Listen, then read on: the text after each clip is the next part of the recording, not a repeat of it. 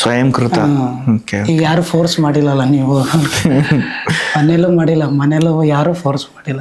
ಏನು ಹೇಳ್ತಾರೆ ಮನೆಯಲ್ಲಿ? ಅಲ್ಲ, ಮನೇಲಿ ಬೈತಾರೆ.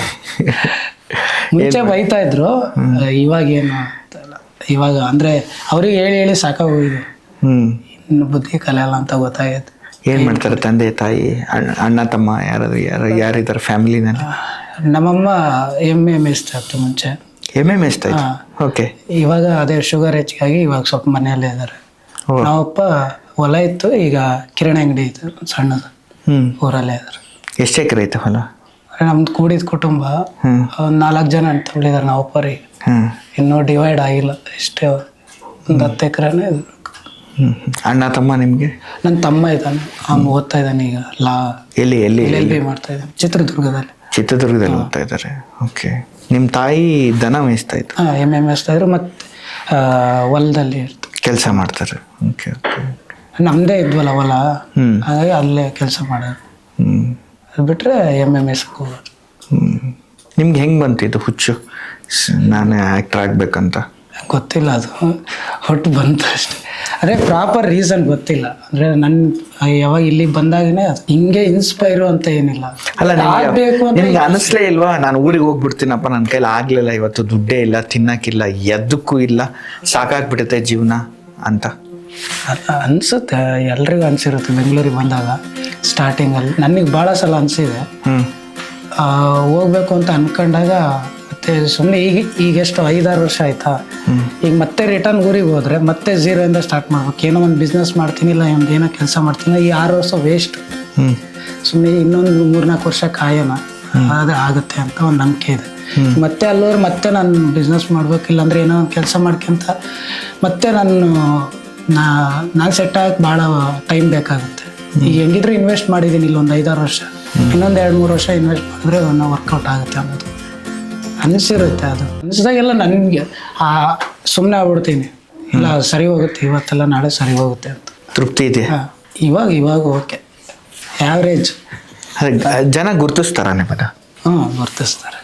ಅದಕ್ಕೂ ಅದು ಇನ್ಸ್ಟಾದಲ್ಲಿ ಈ ಶಾರ್ಟ್ ಫಿಲಮ್ಸು ಅದು ನೋಡಿ ಗುರ್ತಿಡಿತಾರೆ. ಅಂದರೆ ಎಲ್ಲಿಗೆ ಹೊರಗಡೆ ಹೋದಾಗ ನೀವು ಅವರಲ್ಲ ಗುರ್ತಿಡಿತಾರೆ. ಅದು ಅವಾಗಾದ್ರೂ ಸಂತೋಷ ಆಗುತ್ತೆ. ಅವಾಗ ಅದರಿಂದನೇ ಸಂತೋಷ. ಮತ್ತು ಇನ್ನೊಂದೇನಂದರೆ ನನ್ನ ರೀಲ್ಸ್ ಮಾಡಿದಾಗ ಅದು ಮೇನ್ ಅದೇ ಕಾರಣ. ನನಗೇನಕ್ಕಂದರೆ ಅದರಿಂದ ಒಂದಿಷ್ಟು ನನಗೆ ಅವಕಾಶಗಳು ಸಿಗಲಿ ಅಂತ. ಈಗ ಅದರಿಂದನೂ ಧ್ರುವಣ್ಣನೂ ನನಗೆ ಅದರಿಂದನೇ ಅವಕಾಶ ಕೊಟ್ಟಿದ್ದು. ವಿಡಿಯೋ ನೋಡಿ ಕ್ರಿಮಿನಲ್ ಮೂವಿಲಿ ಅವರೇ ಚಾನ್ಸ್ ಕೊಟ್ಟಿದ್ದು ಧ್ರುವಣ್ಣ. ಸೊ ಅದಾದ್ಮೇಲೆ Upendra sir, Prithvi Ambar sir, Upendra sir video ನೋಡ್ಬಿಟ್ಟೆ ಕರೆಸಿದ್ದು. ಅವರು ಭಾರ್ಗವ ಮೂವಿಲಿ ಚಾನ್ಸ್ ಕೊಟ್ಟರು. ಅದಾದ್ಮೇಲೆ ಈ ಪೃಥ್ವಿ ಅಂಬರ್ ಸರ್ ಅಂದ್ರೆ ಅವರು ಪಾಪ ಅವರು ನನ್ನ ವಿಡಿಯೋಸ್ ನೋಡಿ ಕರೆದು ಚಾನ್ಸ್ ಕೊಟ್ಟರು. ಸೊ ನನಗೆ ಅದೊಂದು ಖುಷಿ ಇದೆ. ಹಂಗಾಗಿ ನಾನು ಏನೇ ಬಂದರೂ ಸಹಿಸ್ಕೊಂಡಿರ್ತೀನಿ, ಅರೆ ಆಗುತ್ತೆ ಅಂತ.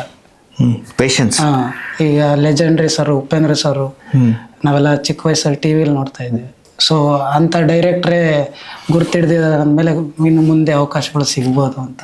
ಉಪೇಂದ್ರ ಸರ್ ನಿಮ್ಮ ಟ್ಯಾಲೆಂಟ್ನ ಗುರುತಿಸಿದ್ರಲ್ಲ, ಅದನ್ನ ಹ್ಯಾಟ್ಸ್ ಆಫ್ ಹೇಳಬೇಕು. ಅದೇ ಅವ್ರ ದೊಡ್ಡ ಗುಣ. ಅಂದ್ರೆ ಅವ್ರ ಸುತ್ತಮುತ್ತ ಎಷ್ಟೋ ಜನ ಇರ್ತಾರಲ್ಲ, ನಮ್ಗಿಂತ ದೊಡ್ಡವ್ರು ಇದ್ದಾರೆ, ಕಲ್ತಿರೋರು ಇದ್ದಾರೆ. ಸೊ ಅವ್ರ ಮಧ್ಯದಲ್ಲಿ ಎಲ್ಲೋ ಒಂದು ನನ್ನಂತ ಚಿಕ್ಕ ಕಲಾವಿದನ್ನ ನೋಡಿ ಕರೆದ್ರಲ್ಲ, ಆದರೆ ಅಲ್ಲೇ ಒಂದು ಬಂತು. ಅಂದರೆ ನಾವು ಕರೆಕ್ಟಾಗಿ ಕೆಲಸ ಮಾಡ್ಕೊಂಡು ಎಲ್ಲ ಇನ್ನೊಂದು ಕಡೆ ಇನ್ನೊಂದು ಏನೋ ಸಿಗ್ಬೋದು. ಇವತ್ತು ಇವ್ರು ನೋಡಿದ್ದಾರೆ, ನಾಳೆ ಇನ್ನೊಬ್ರು ಯಾರು ನೋಡ್ತಾರೆ, ಆ ಓಪಲ್ಲೇ ಇರೋದು. ಅದೇ ನಿಮಗೆ ಇದೆ ಉಪೇಂದ್ರ ಸರ್ ಜೊತೆಗೆ ಏನದು ಮೂವಿನಲ್ಲಿ ನೀವು ಬಂದಮೇಲೆ, ಆಮೇಲೆ ಧ್ರುವ ಸರ್ಜಾ ಸರ್ ಜೊತೆಗೆ ನೀವು ಆ್ಯಕ್ಟ್ ಮಾಡಿದರೆ ನೀವು ಆಟೋಮೆಟಿಕ್ಲಿ ರೆಕಗ್ನೈಸ್ ಆಗ್ತಿರಲ್ಲ? ಅದೇ ಈಗ ನಮ್ಮ ಪ್ರೀವಿಯಸ್ಸಲ್ಲಿ ಅಷ್ಟು ಸಿಗ್ಲಿಲ್ಲಲ್ಲ, ಇವರಿಂದ ಒಂದು ಸ್ವಲ್ಪ ಪುಷ್ ಸಿಗತ್ತೆ ಅಷ್ಟೆ. ಏನಂತಾರೆ ಧ್ರುವ ಸರ್ಜಾ ಸರ್, ಏನಂತ ಹೇಳಿ? ಅದೇ ಫಸ್ಟ್ ಅವ್ರ ಆಫೀಸಿಗೆ ಕರೆದಾಗ ವಿಡಿಯೋ ಕಾಲಲ್ಲಿ ಮಾತಾಡಿದ್ರು. ಅವರು ಮ್ಯಾನೇಜರ್ ಅಶ್ವಿನ್ ಅವರು ಫ್ರೆಂಡ್ ಇದ್ದಾರೆ, ಅವ್ರ ಕಡೆಯಿಂದ ಮಾತಾಡಿ, ಏನ್ರಿ ಜಾಕ್ಸನ್ ಅವ್ರ ವಿಡಿಯೋ ಚೆನ್ನಾಗಿ ಮಾಡ್ತೀರಾ, ನಮ್ಮ ಜೊತೆ ಯಾಕೆ ಮಾಡ್ತೀರಾ ಅಂತ. ನಮಗೆ ಹಂಗೆ ಹೇಳಿದ್ರ? ಹಂಗೆ ಹೇಳಿದ್ರು. ನಮ್ಗೆ ಎಲ್ಲಿ ಅವ್ರ ಮುಂದೆ ಮಾತಾಡಕ್ಕೆ ಆಗ್ತಾರೆ, ಫಸ್ಟ್ ಟೈಮ್ ಅಲ್ಲ ಅವ್ರನ್ನ ಅಂದ್ರೆ ನೋಡಿದ್ದೆ, ಆದ್ರೆ ಅವ್ರನ್ನ ಹತ್ರದಿಂದ ನನ್ನ ಪರ್ಸನಲ್ ಆಗಿ ನನ್ನ ಹೆಸರಿಟ್ಟು ಮಾತಾಡಿದಾಗ ಅದೊಂದು ಒಂಥರ ಖುಷಿ ಆಯ್ತು. ಸರಿಯಾಗಿ ಮಾತಾಡಕ್ ಆಗ್ಲಿಲ್ಲ, ನಾನು ಮಾಡ್ತೀನಿ ಅಂದೆ. ಅದಾದ್ಮೇಲೆ ಈ ಜಾಕ್ಸನ್ ಅಂತ ಯಾಕೆ ಇಟ್ಕೊಂಡ್ರಿ? ಶ್ರೀಕಾಂತ್ ಚೆನ್ನಾಗಿತ್ತಲ್ಲ. ಹಂಗೆ ಎಲ್ರು ಇಟ್ಕೊಂತಿದ್ರಲ್ಲ, ನಾನು ಹಂಗೆ ಇರ್ಲಿಲ್ಲ. ಎಲ್ರು ಒಂದ್ ಪಕ್ಕದಾಗ ಏನಾನೋ ಇಟ್ಕೊಂತ ಇದ್ರ, ನಾನು ಇರ್ಲಿ. ಅವಾಗೆಲ್ಲ ಜಾಕ್ಸನ್ ಅಂತ ನಮ್ಮ ಕಾಲೇಜು ಸ್ಕೂಲಲ್ಲೆಲ್ಲ ಸ್ವಲ್ಪ ಜಾಸ್ತಿ ನೋಡ್ತಾ ಇದ್ವಿ ಮೈಕಲ್ ಜಾಕ್ಸನ್ದು. ಎಲ್ಲರೂ ಅನ್ನೋರು ಅಂದರೆ ನನ್ನ ಬಣ್ಣ ಬಗ್ಗೆ ಎಲ್ಲ ಗೇಲಿ ಮಾಡೋರಲ್ಲ, ಮೈಕಲ್ ಜಾಕ್ಸನ್ ಕಪ್ಪಗಿದ್ದಾರೆ ಹಂಗೆ. ಹೌದಲ್ಲ, ಅವ್ರು ಕಪ್ಪಗಿದ್ದಾರೆ, ನಾನು ಕಪ್ಪಗಿದ್ದೇನೆ ಅಂತೇಳಿ ಅವ್ರ ಹೆಸರು ತಗೊಂಡು ನಾನು ಹಾಕೊಂಡಿದ್ದೆ. ಮೈಕಲ್ ಜಾಕ್ಸನ್ ನೀವು ಜಾಕ್ಸನ್ ಅಂತ ಇಟ್ಕೊಂಡ್ರಿ, ಮೈಕಲ್ ತೆಗೆದ್ಬಿಟ್ರಿ. Okay, fine. ಆಮೇಲೆ ಏನಂದ್ರು ಧ್ರುವ ಸರ್ಜಾ ಸರ್? ಅದೇ ಅಂದರೆ ಕ್ಯಾರೆಕ್ಟರ್ ಇದೆ ಮಾಡಿ ಅಂದರು. ಅದಾದ್ಮೇಲೆ ಒಂದು 2 ಅವರ್ ರಿಹರ್ಸಲ್ ಮಾಡಿಸಿದ್ರು. ಮಾಡಿಸಿ ಇದೇ ಕ್ಯಾರೆಕ್ಟರ್ ಇದೆ ಅಂತ ಹೇಳಿದ್ರು ಅಷ್ಟೇ. ಬಟ್ ಯಾವ ಕ್ಯಾರೆಕ್ಟರ್ ಅಂತ ಗೊತ್ತಿಲ್ಲ. ಇದೆ ಅಂದ್ರೆ ಅವ್ರ ಜೊತೆ ಫ್ರೆಂಡ್ ಕ್ಯಾರೆಕ್ಟರ್, ಸೆಕೆಂಡ್ ಫ್ರೆಂಡ್ ತರ ಬರುತ್ತೆ. ನನ್ ಮುಂಚೆ ಯಾವುದೋ ಒಂದು ಚಿಕ್ಕ ಪುಟ್ಟ ಇರ್ಬೋದು ಅಂತ ಅನ್ಕೊಂಡಿದ್ದೆ, ಬಟ್ ಅವರು ಒಂದು ಚೆನ್ನಾಗಿರೋ ಕ್ಯಾರೆಕ್ಟರ್ ಕೊಟ್ರು. ಎಲ್ಲೋ ಬಂದು ಹೋಗೋ ಥರ ಅನ್ನೋದಕ್ಕಿಂತ ಒಂದಿಷ್ಟು ಅವ್ರ ಜೊತೆ ಕ್ಯಾರಿ ಆಗ್ತೀನಿ ಸಿನಿಮಾದಲ್ಲಿ. ಇವರು ಉಪೇಂದ್ರ ಸರ್ದು ಅದೊಂದು ಪೋರ್ಷನ್ ಬರುತ್ತೆ, ಅಂದ್ರೆ ಒಂದಿಷ್ಟು ಡ್ರಾಮಾ ನಡೆಯುತ್ತೆ ಮನೆ ಒಳಗಡೆ, ಆ ಥರದಲ್ಲಿ ಕೊಟ್ರು. ಚೆನ್ನಾಗಿರೋಕ್ಕೆ ಕೊಟ್ರು ಅವರು.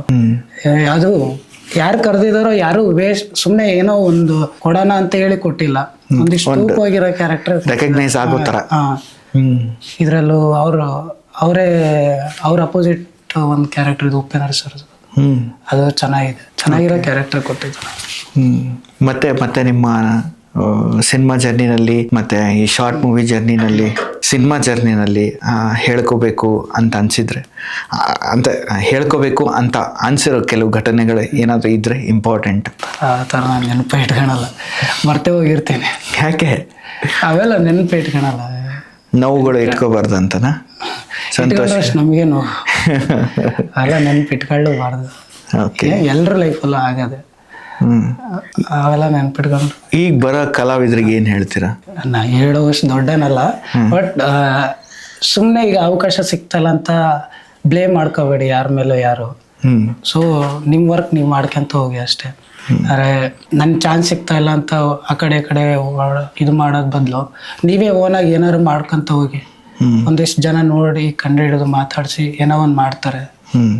ಈಗ ನಾನು ಬಂದಾಗೂ ನಾನು ಯಾರಿಗೂ ಗೊತ್ತಿರಲಿಲ್ಲ, ಬೆಂಗಳೂರಲ್ಲಿ ಯಾರು ಪರಿಚಯನೂ ಇರಲಿಲ್ಲ, ಯಾವ ಸಿನಿಮಾದವರು ಪರಿಚಯ ಇರಲಿಲ್ಲ, ಯಾರು ಇರಲಿಲ್ಲ. ಅಲ್ಲಿ ಒಂದಿಷ್ಟು ಈಗ ನಾನು ಆರ್ಟ್ ಡಿಪಾರ್ಟ್ಮೆಂಟ್ ಅಲ್ಲಿ ಕೆಲಸ ಮಾಡ್ಬೇಕಾದ್ರೆ ಒಂದಿಷ್ಟು ನೋಡಿ ಕಲಿತೆ. ಅದಾದ್ಮೇಲೆ ಜೂನಿಯರ್ ಆಗು ಒಂದಿಷ್ಟು ದಿನ ಹೋದೆ, ಅಲ್ಲಿ ನೋಡಿ ಕಲಿತೆ. ಹಿಂಗೆ ಅಸಿಸ್ಟೆಂಟ್ ಡೈರೆಕ್ಟರ್ ಆಗಿ ಒಂದಿಷ್ಟು ದಿನ ಮಾಡಿದೆ. ಎಲ್ಲ ನೋಡಿ ಕಲಿತು ಅವಾಗ ಅನ್ನಿಸ್ತು ಇಲ್ಲಿ ಅಂದ್ರೆ ಡೈರೆಕ್ಟ್ ಆಗಿ ಚಾನ್ಸ್ ಕೇಳಿದ್ರೆ ಯಾರು ಕೊಡಲ್ಲ, ನಮಗೆ ನಾವೇ ಏನಾರ ಮಾಡ್ಕೊಂಡು ಮ್ಯಾನೇಜರ್ ಹತ್ರ ಎಷ್ಟೋ ಸಲ ಪ್ರೊಫೈಲ್ ಕಳಿಸಿದ್ರು ಯಾರು ಕರೆಕ್ಟಾಗಿರೋ ಒಂದು ಕ್ಯಾರೆಕ್ಟರ್ ಕೊಡ್ತಾ ಇರಲಿಲ್ಲ, ಯಾರು ರೆಸ್ಪಾನ್ಸು ಮಾಡ್ತಾ ಇರಲಿಲ್ಲ. ಅವಾಗ ಅನ್ಸಿದ್ದು ಶಾರ್ಟ್ ಫಿಲಮ್ಸ್ ನಾವೇ ಏನಾರ ಮಾಡೋಣ ಅಂತ. ಅಟ್ಲೀಸ್ಟ್ ನಮಗೆ ನಾವು ಪ್ರೂವ್ ಮಾಡ್ಕೊಂಡ್ರೆ ಏನಾರು ಅವಕಾಶಗಳು ಸಿಗ್ಬೋದು ಅಂತ. ಸೊ ಹಂಗಾಗಿ ಶಾರ್ಟ್ ಫಿಲಮ್ಸ್ ಮಾಡ್ತಾ ಬಂದಿತ್ತು. ಶಾರ್ಟ್ ಫಿಲಮ್ಸಿಂದನೇ ನನಗೆ ಅವಕಾಶಗಳು ಸಿಕ್ಕಿದ್ದು. ಪ್ಲಸ್ ಈ ಇನ್ಸ್ಟಾದಿಂದ ರೀಲ್ಸಿಂದ ಅದಕ್ಕೆ ರೀಚ್ ಆಗೋ ಕಾರಣನೇ ಅವ್ರಿಗಳಿಗೆ ರೀಚ್ ಆಗೋ ಕಾರಣ ಜನ ವಿಡಿಯೋ ನೋಡಿ ಶೇರ್ ಮಾಡಿ ಇದಕ್ಕೆ ಅವ್ರಿಗೆ ರೀಚ್ ಆಯಿತು. ಇಲ್ಲಾಂದರೆ ಅವರಿಗೂ ರೀಚ್ ಆಗ್ತಾ ಇರಲಿಲ್ಲ. ಈ ಸ್ಮೂತ್ ಸ್ಟಾರ್ಗೆ 1 ಲಕ್ಷ ವ್ಯೂಸ್ ಬೇಕು, ಈ ಎಪಿಸೋಡ್ಗೆ 1 ಮಿಲಿಯನ್ ಸಬ್ಸ್ಕ್ರೈಬರ್ಸ್ ಬೇಕು. ಇನ್ನೂವರೆಗೂ ನೀವು ಸಬ್ಸ್ಕ್ರೈಬ್ ಮಾಡಿಲ್ಲ, ಲೈಕ್ ಮಾಡಿಲ್ಲ, ಕಮೆಂಟ್ ಮಾಡಿಲ್ಲ ಅಂದರೆ ದಯವಿಟ್ಟು ಈ ಸ್ಮೂತ್ ಸ್ಟಾರ್ಗೆ ಲೈಕ್ ಮತ್ತು ಕಮೆಂಟ್ ಶೇರ್ಗಳನ್ನು ಮಾಡಿ. ಆಮೇಲೆ ನಿಮ್ಮ ಊರಲ್ಲಿ ನಿಮಗೆ ಗೊತ್ತಿರೋ ಯಾರಾದರೂ ಸಾಧಕರಿದ್ದರೆ ನಮ್ಮನ್ನು ಸಂಪರ್ಕಿಸಿ. ಸಾಧ್ಯವಾದಷ್ಟು ನಾವು ಈಗಿನ ಸ್ಟಾರ್ಟ್ ಮಾಡಿರೋ ಈ ಚಾನಲ್ಲು, ನಮಗೂ ಅನುಭವ ಕಡಿಮೆ, ಕಲಿಯೋದು ತುಂಬ ಇದೆ, ಜೀವನ ಪೂರ್ತಿ ಕಲಿಯೋದು ಇದ್ದೇ ಇರುತ್ತೆ. ನಾವು ಕಲಿತಾ ಇದ್ದೀವಿ, ನಮ್ಮನ್ನು ಬೆಳೆಸಿ. ದಯವಿಟ್ಟು 1 ಮಿಲಿಯನ್ ಸಬ್ಸ್ಕ್ರೈಬರ್ ಬೇಕಾಗಿದೆ ತುರ್ತಾಗಿ, ಅರ್ಜೆಂಟ್. ಸೊ ಹಾಗಾಗಿ ಸಬ್ಸ್ಕ್ರೈಬ್ ಮಾಡೋದನ್ನು ಮರಿಬೇಡಿ.